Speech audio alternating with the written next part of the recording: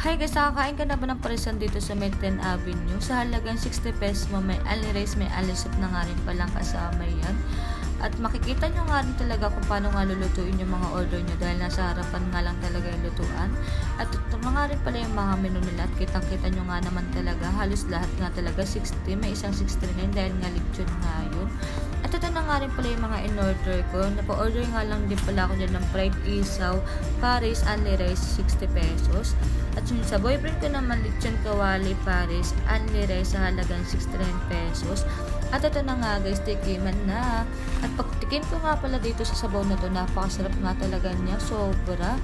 At nanghihingi nga rin pala ako sa boyfriend ko ng sili dahil nga mas masarap nga kung medyo maanghang nga tong sabaw nga ng Paris nila. At syempre tinikman ko na nga rin pala tong isaw at pagtikim ko nga pala dito sa isaw, napaka-crispy nga talaga na itong isaw na to. At napakasarap nga rin talaga. At syempre, gumawa nga pala din yung boyfriend ko nga ng sausawan ng lechon niya. Kaya ito nga, tinikman ko na nga rin pala dyan yung lechon. Kung ano nga ba talaga lasa nga neto. At pagkatikim ko nga pala dyan, napaka-crispy nga rin at napakasarap nga rin pala na itong lechon na to. Grabe.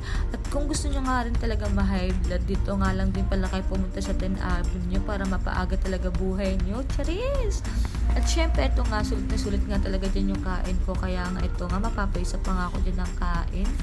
At grabe, bumuhos na nga rin pala dyan yung ulan dahil nga ito nga, bumabagyo na nga rin pala dyan. So, sobrang sarap nga talaga ng sabaw nila. At syempre, ito na nga, pagbigay nga agad sa akin. Hindi ko nga napapansin, nakakatatlong kain na nga pala dyan yung boyfriend ko. Grabe. Halos hindi niya na nga kaya maubos yung kinuha niya kasi nga sobrang dami niya nga kinain. At syempre, tinuro ko nga rin pala dyan yung cellphone nga ng may-ari dahil nga umuulan nga, nagbabasa na nga yung cellphone niya. At ito na nga guys, kakain nga muna kami.